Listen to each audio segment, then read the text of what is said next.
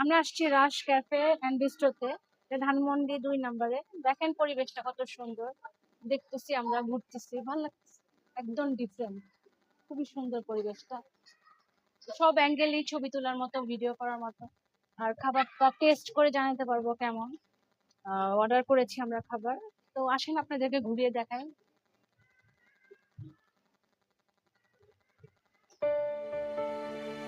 আসেন, দেখে যান।